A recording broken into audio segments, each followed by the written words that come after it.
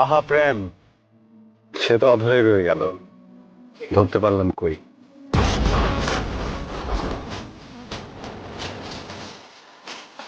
ভাই তোমাদের কাছে না কি কি যেন অপশন থাকে বুঝছো, কি কি যেন এক্সকিউজ থাকে একটা ছেলে ছেড়ে দেওয়ার। আমি যে আমার মনে বুঝাবো যে এই কারণে ছাড়ছো, ওই রিজন গুলো তো আমার কাছে নেই।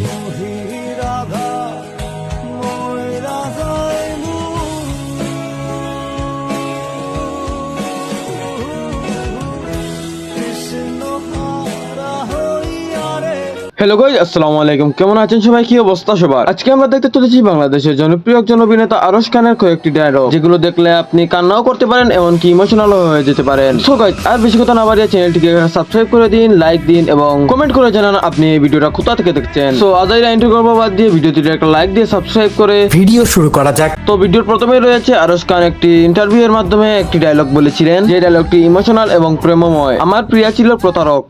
আমার প্রিয়া ছিল প্রতারক, তার দেয়া সকল ওয়াদা মরে গেছে, রয়ে গেছে দেয়া ঘড়ি। দুটো হাত দুটো ঘড়ি, তাই দুই হাতেই পড়ি। হ্যাঁ গাইস, প্রিয়ারা সবসময় প্রতারক হয়ে থাকে। এখানে প্রিয়া বলতে বুঝিয়েছে একজন মেয়েকে। সবসময় যে মেয়েরা প্রতারক হয় এমনটা নয়, বেশিরভাগ সময় ছেলেরা প্রতারক হয়ে থাকে। এরপরে রয়েছে আরশ খানের আরো একটি প্রেমময় এবং রোমান্টিক ডায়লগ। তুমি কি পাগল? হ্যাঁ, তোমার হাসির পাগল। এই হাসিটা, মানে এই হাসিটা আমি অনেক মিস করেছি।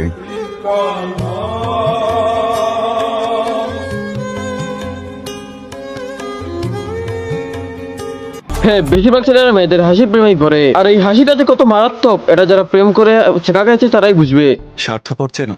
না চিনলে আমাকে দেখো, আমাকে চেনো। প্রতিদিন সকালে তোমার মুখে হাসি দেখতে চাই, নাস্তা খাই বা না খাই, চোখে পানি দেখলেই মাথা নষ্ট হয়ে যায়, মন চায় গোটা পৃথিবীটাকে পিটাই। মাঝে মাঝে মন চায় প্রধানমন্ত্রী হয়ে যাই, তোমার মন খারাপের উপর কারফিউ জারি করি।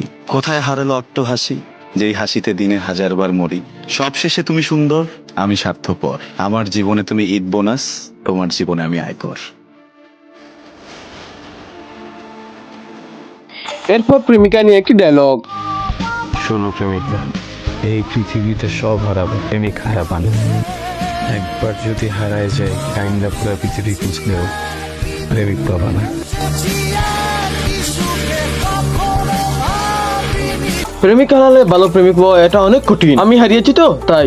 সরি সরি সরি সরি, আমি প্রেমিক হারাই না, আমি প্রেমিকা হারিয়েছি। প্রেমিকা হারানোর যে বেদনা, এটা তো সিঙ্গেল পোলা পানি বুঝবে। ভাই, তোমার কাছে একটা অনুরোধ, কোনোদিনও প্রেমিকাকে কষ্ট দিও না। আমি বাইচে থাইকাও মরে গেছি, আমি নাই, আমি এক্সিস্টই করি না। ওর জীবনে এক্সিস্ট করি, আমি পৃথিবীতে এক্সিস্ট করি না। আমার ভূত বানাই দিচ্ছে।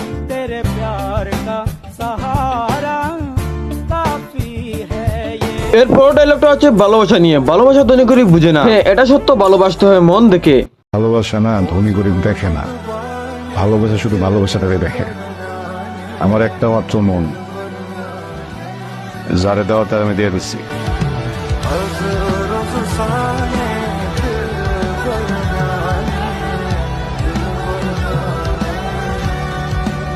আপনার যদি একটা মন থাকে তাইলে যারা তারা দিয়ে না ভাই। যদি সে রান্না করে খেয়ে ফেলে তাহলে তো আপনি শেষ। না মানে মজা করলাম আর কি। এরপরে রয়েছে মেয়ের কণ্ঠে ভালোবাসা নিয়ে একটি ডায়লগ।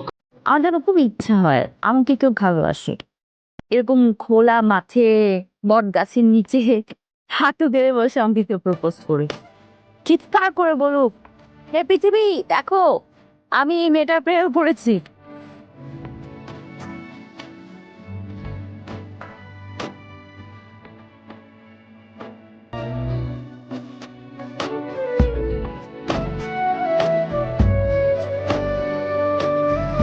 হ্যাঁ, সবারই ইচ্ছা হয় ভালোবাসতে, কিন্তু মনের মতো মানুষ পায় না। তাহলে কি করবে? যদি আপনাদের কাছে ভালো মানুষ থাকে তাহলে আমাকে কমেন্ট করে জানিয়ে দিয়েন। এরপরে ডায়লগটা হচ্ছে প্রেমিকার টানে প্রেমিক বাড়িতে চলে আসে এবং প্রেমিকা মানা করে, তারপর কি হয়? আমি ধরা খেলে কিন্তু খবর আছে।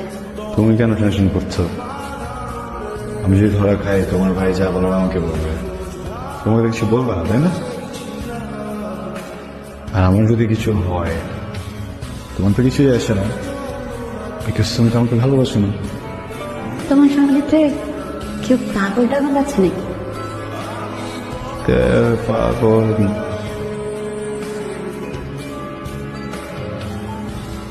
একজন পুরোপুরি না, হচ্ছে একটু একটু করে। এই যে তোমার জন্য এভরিডে একটু একটু। সেটা তো আমাকে দেখেই বোঝা যাচ্ছে। হে, আপনি কি হয়েছেন এরকম কারোর জন্য পাগল হয়ে থাকলে কমেন্ট করে জানান, আর আপনার জন্য কেউ কি পাগল হয়েছে এটাও কমেন্ট করে জানিয়ে দিবেন। এরপর এবার রয়েছে একটা কান্না ভরা ইমোশনাল ডায়লগ, যেটি আপনার চোখে জল এনে দিবে। প্রেমিক প্রেমিকার মধ্যে ঝগড়া। যা জীবন লেট হইব না, এখন শেষ লেট করে নিলাম। যা জানা সমস্যা কি? আমি চিড়িয়াখানার জন্তু জানোয়ারের সাথে থাকবো, কিন্তু তোর সাথে থাকবো না। ওটাই ভালো, তলবাগে কিন্তু জানুয়ারি চায়। এটা মানুষের মন বোঝার জন্য যত ক্ষমতা দরকার না, আল্লাহ তোর ক্ষমতা দেয় না। যা, তোর জন্য যত কান্না সব আজকে শেষ। এটা তো কি লাগে, যা।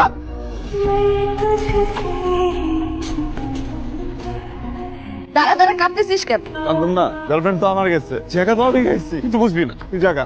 আমার বয়ফ্রেন্ড তো চলে গেছে, যেটা টর্চার না করে আমি থাকতেই পারতাম না, সেও তো আজকে আমাকে রেখে চলে গেছে।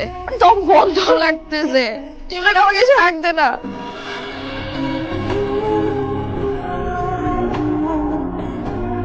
সো গাইস, শেষের এই মিলটা থেকে অনেক ভালো লাগলো গাইস। আপনাদের কাছে এই মিলটা কেমন লাগছে অবশ্যই কমেন্ট করে জানিয়ে দিবেন। আরশ খান মানেই অসাধারণ কিছু। সো গাইস, সর্বশেষ এই ডায়লগটি শুনে নেন। তুমি আমার ভালো থাকার কারণ হবে, বিয়ে করবে আমাকে।